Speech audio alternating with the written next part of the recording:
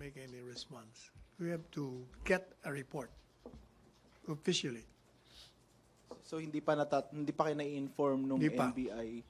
As far as I know. Sige, Sec. Birthday boy, Virgil. Sir, follow up nandun sa statement nyo yesterday na it's totally unnecessary for the government to come up with proof. For now. Pero sir, di ba, nga, tawag nito, yung burden of proof kasi is on the accuser, di ba sir? So, not on the accused. So, why is it not necessary? Wala naman kaming ina-accuse pa. Sinasabi lang namin na meron kaming alam na ginagawa ninyo. Diba? Kaya nga sinasabihan natin kayo na hanggang dyan na lang muna yung plano nyo. Kasi kung you perform overt acts that will fall within the revised penal code as crimes, then we will prosecute. But at least sir, yung substantiate lang yung allegations perhaps nandun sa matrix. Di ba enough yun? Like, pwedeng i-present. I'll give you an example. Halimbawa, sinabihan mo ako, uy, merong papatay sa'yo. Sino? Si A. Talaga? O, tapos i-announce ko, may papatay daw sa akin si A. O, do I need to give proof kung anong gagawin mo sa akin? Kung yun lang ang sinabi mo sa akin Diba? At least by announcing it, pinipreempt mo na siya. Okay, MPC questions? Wala na kayong tanong? Thank you! Ina. Sir, but with the arrest of this person of interest, what charges would you like filed against this person? Sino? Yung The sinasabi person sa Bikoy? who uploaded the Bikoy videos. Hindi ko pa alam I cannot make any response. Dahil, first, hindi natin alam kung sino yung sinasabi lang inaresto. Whether yung si Bikoy or somebody who just uploaded the video. Kasi what I read sa news is yung nag-upload, not necessarily yung Bikoy. So hindi natin alam. Okay, but considering, sir, that last week you came out with this matrix alleging that they're part of an ouster plot, what could they be? Ano ang... Hindi natin, kasi iniimbestigahan, ba? The NBI apparently is investigating it, the PNP is investigating it. So if they discover anything that will fall as a violation of the revised penal code, that's a different story. Sir, you said you will not be coming up with a proof. Not now. Pag nakademanda na, kung meron ng demanda, di talaga, you have to substantiate your charge. But by naming people and accusing them of a serious crime, hindi pa dapat the proof already Not even, came before? You're the one saying that we're accusing them of a crime. We are telling them that, hoy, meron kaming alam na pinaplano ninyo to unseat the president. That's not a crime. As of now. And so what Pareho was... rin yan when I plan to kill anybody, it's still not a crime. You can conspire to kill anyone. It's still not a crime.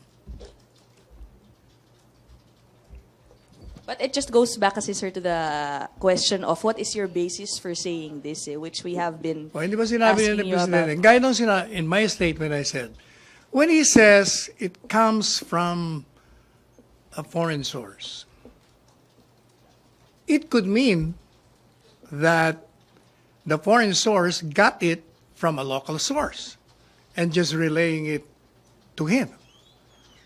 It could mean that somebody, a local source, heard it from them and relaying it to him. Di ba? Maraming hindi natin alam exactly. Wala naman siyang dinitali sa atin kung sino talaga nagbigay sa kanya. Ace Romero. Pero Sec, okay, assuming na hindi naman crime yung allegation yun, no? Pero it's still a serious, it's a serious matter to claim na may Exactly. Kaya plot to oust. that's precisely we inform the public and them. but then, sabi nyo, hindi In pa- other words, that's a preemptive move so that whatever plans they have, hindi na nila itutuloy. Pero hindi naman verify, sabi nyo, hindi, no need to verify.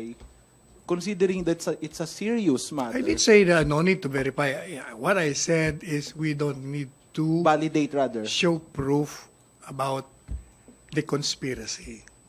What we're saying is we're just telling you that we know of your plans.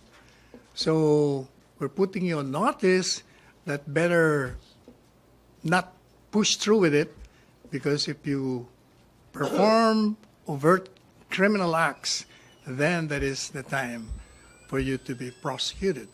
So if you want to escape criminal responsibility, just forget about it. But considering that's a serious claim, di ba parang mas maayos kung may proof tayo para lalong lumakas yung argument nyo na, ops, meron ngang plan to oust the president. Eh, gaya nga di ba yung example ko sa'yo? Kung sinabihan mo ako may papatay sa akin, na sinabihan ko, oh, papatayin daw ako ni ganito. I don't have to tell them kung ikaw mismo nagsabi sa akin. Eh, baka maano ka pa. Baka ikaw naman ang punta ng papatay sa akin kung meron man. Di ba? Okay, Sec, thank you. MPC? Joseph? All right, sir. Let's set the record straight. I'm interested in the provenance of the information. You said in your statement that it is from a foreign source. We stand by that. From yes? what? You said the information about the ouster plot is from a foreign source. Well, that's what the president said. Okay, number one, foreign source. How was it obtained, sir? Yun na nga sabi ko sa inyo. When you say it came from a foreign source, there are possibilities on how that was. Can you say definitely, Source. sir, how it was sourced, or No, hindi sinabi lang naman ni Presidente. Exactly how did the President say it? okay? Can you quote him? Ano bang, hindi ko narinig yung exact sinabi niya. Ano bang sinabi niya? I don't know. He gave you the list, right? Oh, he just told me to discuss the matrix. Okay. And as far as obtaining that ouster plot is concerned, Wala did siya he sinabi mention how it was no, obtained? he Okay. did not mention. All right, cool. All right. The Bikoy arrest, at least persons behind the video. The what? The arrest po. Oh, What is also established now is that the NBI is saying that there is a person of interest, not necessarily Bikoy who was on the video. There was a POI, person of interest. Who has may the have- NBA confirmed that? Correct, yes, sir. And also your Justice Secretary. Okay. All right, cool. Now, the arrest of somebody. Okay, first I'll go back. Bikoy is related to the ouster matrix, yes? Tama, sir? So, from the matrix, yes. And just to get the soundbite from you, how is he related to the whole ouster plot? Meaning, what is his role and what is his... in the Para ouster- it would appear from the matrix that galing sa kanya yung source na trinasper doon sa mga nandun sa matrix. ano po yung galing sa kanya, sir? O edi yung mga sinasabing ouster plot plus yung paninira sa gobyerno, lahat na yun. Okay, so are you saying, sir, that the Bikoy video is part of the ouster plot? I do not know. Hindi ko alam. To repeat, sir, what is No role? personal knowledge. Okay, so what is this? I'm laying the predicate for my next question, sir. What is the role of Bikoy in the ouster plot, sir? I do not know also. Now, with the arrest of somebody who is part of the video, do you think that the ouster theory is strengthened or weakened? You're assuming that that person in interest is already part of the video. Well, When you say person of interest, ibig sabihin parang ang presumption nila, baka. Kung probably, hindi pa nila alam yan eh. Alright. They haven't told us exactly anong participation ng ina-arrest nila. Kaya nga iniimbestigahan nila. meaning to say, the person who uploaded it may not have knowledge of the ouster plot. Is that what you're saying? Hindi ko nga alam eh. Exactly, I do not know his participation. The NBI hasn't told me or anybody. I wonder why, sir. Bakit hindi po tayo Why sinabihan? don't you ask them? Hindi natin alam. Eh, Yeah. sa kanila galing eh. Hindi sa amin eh. Okay. So, sir, the arrest of the POI, person of interest, does not have any implication on the veracity. We do not know that yet Okay. because the NBI has not made any official report on the arrest as well as what is the participation of that person in interest. But of course, Malacanang is interested. To know? Correct. As to who is behind this this video, yes? Malacanang. Me? I will be interested. The president also? I will ask him.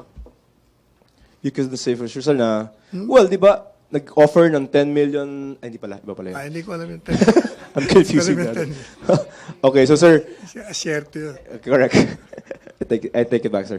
Ngayon, wala tayong interest, sir, dun sa POI ngayon? Parang Hindi, okay ganito lang. hindi, ang gawin natin, what we should do is just to wait for an official report on the investigation and why did they arrest this person in interest, exactly what is his participation, what proof do they have, so that we can file the necessary appropriate charges against him, kung meron man. Sa when you- ngayon, we will be speculating, we will be, puro guesses lang tayo nga. Sige, sir, yun muna. Kasi, sir, hold on. Si Mayor Sara yata was asked if she's interested in filing any case against this person, and she said no. The person doesn't have debt, and she doesn't care. O, hindi ba sinabi ko rin yun noon nung tinanong niya ako, will you file? They can do their worst, we'll just do our best. Is the president interested in filing any cases? O, hindi ba sinabi ko na sa inyo? Huh? As of now, as we said, we will repeat, they can do their worst, but we will do our best. All right, so they... Except only if they pursue that, and in the process, they will be performing criminal overt acts.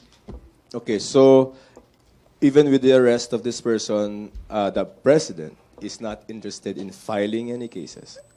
Sinabi ko na nga sa inyo. Yes, sir. Depende nga kung ano nga sasabihin ng NBI. Depende. Okay, so Eh, pwedeng kung yes. sabihin nilang involved, the president doesn't even have to instruct them to file because that's their job, to file criminal cases against those who violate the law. Di ba? So open to filing charges. Ha? Open to filing charges? Ano? Open to filing charges? Yeah. The president himself? I will huh? repeat.